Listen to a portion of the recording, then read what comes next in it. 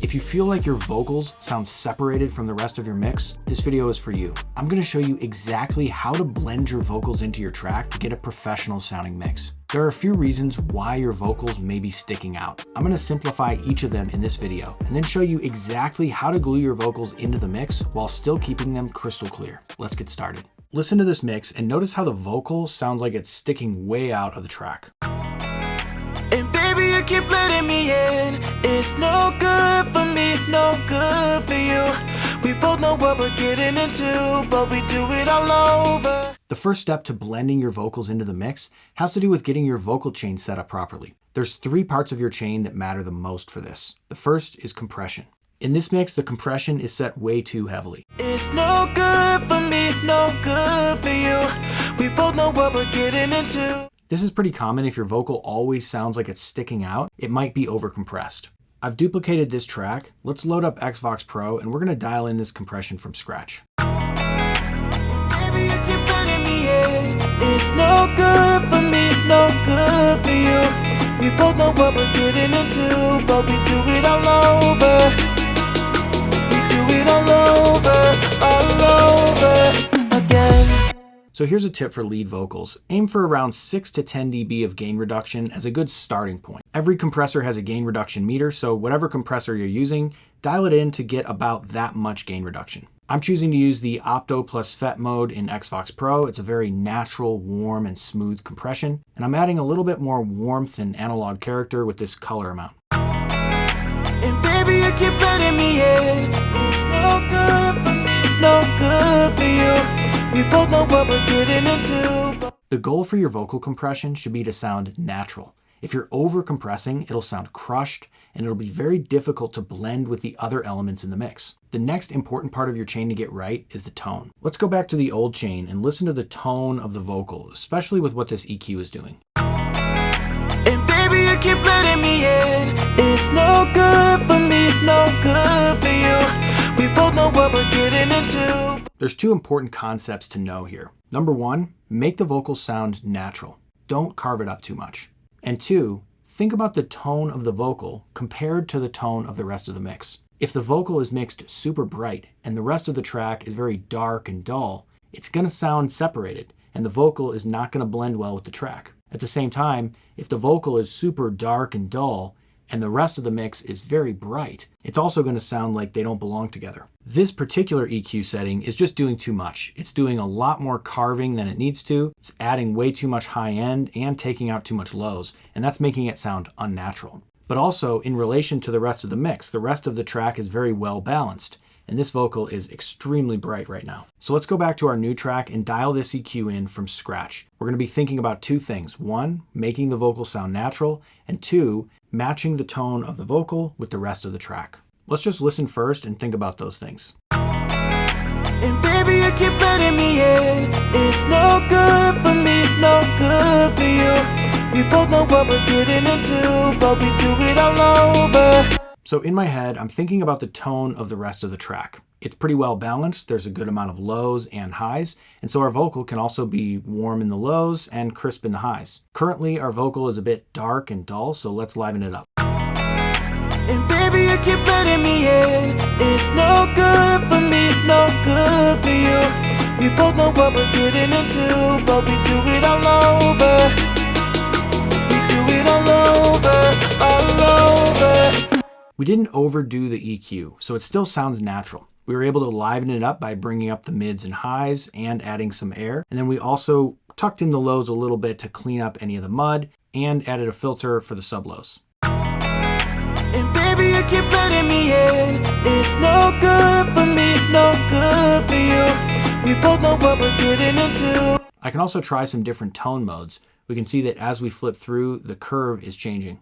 And baby, you keep letting me in. It's no good for me, no good for you. We both know what we're getting into.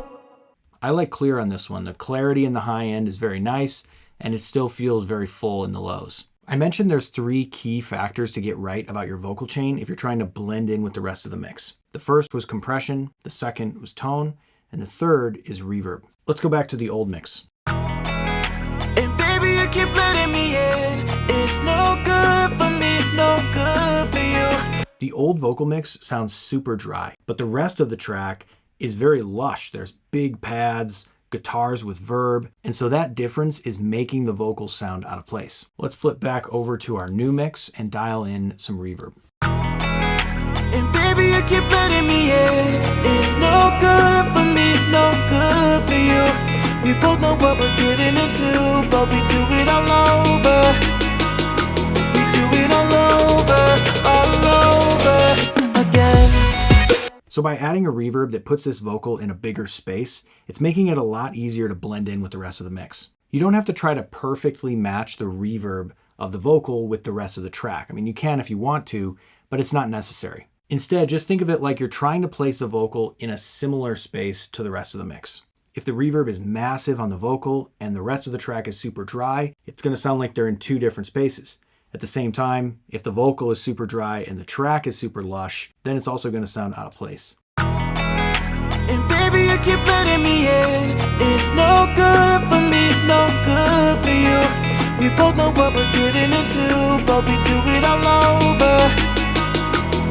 What I like about the reverb in Xvox Pro is we can apply some ducking to it, and that's going to allow you to use these big lush reverbs while still maintaining all that clarity and articulation in the vocal. Now with this, there's no real hard and fast rules. You might want to do something for a creative effect, which is totally fine. But if you're trying to get your vocal to blend in with the mix more, look to the reverb and make sure that you're using something that sounds like it's generally in the same space as the rest of the mix. So those are the three most important elements of your vocal chain when it comes to blending your vocal in with the mix. First is compression, making sure it's not over compressed and that it sounds natural. Second is tone, making sure you don't over EQ and making sure that the tone of the vocal matches with the tone of the rest of the track. And third, placing your vocal in a space that sounds similar to the space that's created by the rest of the mix. So now that our vocal processing is good, I'm going to show you a workflow hack that will help you set the perfect levels. This is something the pros do all the time that I almost never see amateurs do. Set your monitors or headphones to just above a whisper where you can barely hear all the different elements of the mix,